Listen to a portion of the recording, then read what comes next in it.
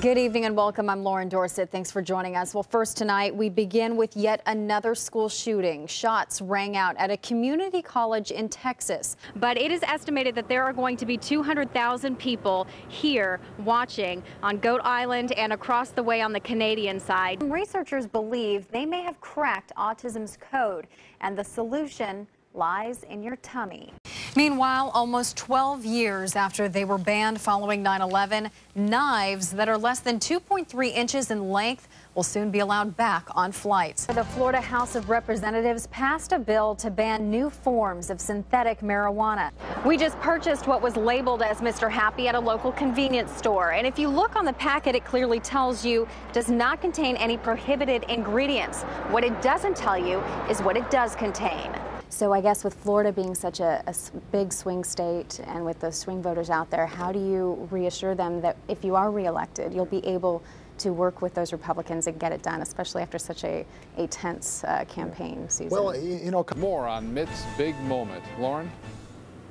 Hi, Scott, and it was just that. It was a very big moment, a lot of build up to this occasion, and we saw that in just the grand entrance that Mitt Romney made after Senator Marco Rubio introduced him to the room. He walked in, shook people's hands. There was a lot of excitement in the room, a long speech, longer than I think most of us were expecting. He will highlight the two large debt clocks in the forum behind me, one showing the nearly $16 trillion in national debt, the other showing just the debt accumulated during the 4 days of the convention. Just 5 days after the death of Osama bin Laden, President Obama honors those who lost their lives as a result of the al-Qaeda leader's action. Last month, in an effort to cut down on government spending, members of the U.S. House of Representatives voted in favor of blocking federal aid for Planned Parenthood. Just to give you an idea of where we are, we're standing on the edge of Terrapin Point. Behind me, you can see the Horseshoe Falls, where if you look closely, you can see the wire that has been set up for Nick to walk across tomorrow night. From the Maid of the Mist, you get a great view of the wire that has been set over the horseshoe side of the falls, the Canadian side of Niagara Falls, for Nick Wallenda to make his walk. Nick's father will be walking along the high wires path on the ground, speaking with Nick the whole way. And we have a microphone on both of them, and we'll be able to hear the two of them talking. Nick, can you hear me okay? I know it's windy up there. Do you have me? I hear you. All right.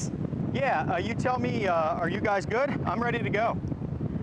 All right, if you're ready, we're ready. Let's do this. Go ahead whenever you are set, Nick, and we're rooting for you. I'm waiting on you guys. We're good. Here we go. All right, you just give me an update of how it feels once you get out. Nick, how does a walk like this compare to the walk in Niagara Falls? You know what? They're all comparative. I'm risking my life on every single one of them. Now, I know in Niagara Falls we spoke, you had some special equipment, you had shoes that allowed you to have some grip on the wire with all of the wind and rain, the moisture that you were dealing with in that walk. Is there special equipment that you needed today for the conditions on this walk? No, just a lot of practice and prayer. That's about it. I'm wearing the exact same shoes, well, I'm sorry, same version of shoes as I did over Niagara. I asked the president about the slow growth and why more jobs have not been created faster. Take a listen. The jobs report came out yesterday and obviously showed some kind of painfully slow, anemic growth, 96,000 jobs added. And I guess, you know, your response yesterday was kind of that it's a long, tough road back. Right. So I guess the question is, how long is that road, and what do you say to the critics that say the job growth recovery should have happened faster? Well, With the bang of the gavel, the 40th Republican National Convention is called to order. Chairman Priebus calling the convention to order would be the only formality according to plan on day one of the convention due to Isaac churning in the Gulf of Mexico.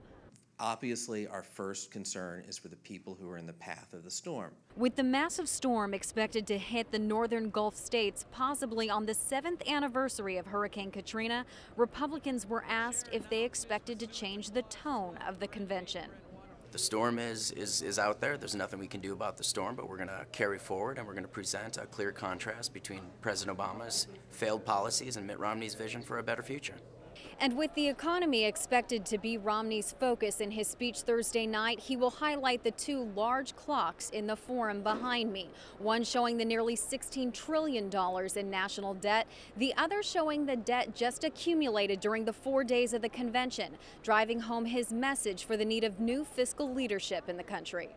But for the time being, you can at least see a boost to the Tampa area.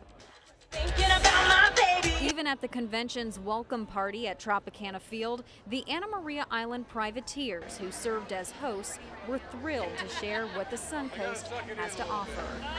Good restaurants, and they want to know about the real estate market. We tell them, come on down. So even as Isaac threatens to rain on the Republican parade, political big names and delegates are spending money in Florida and spreading the word of all that the Suncoast has to offer.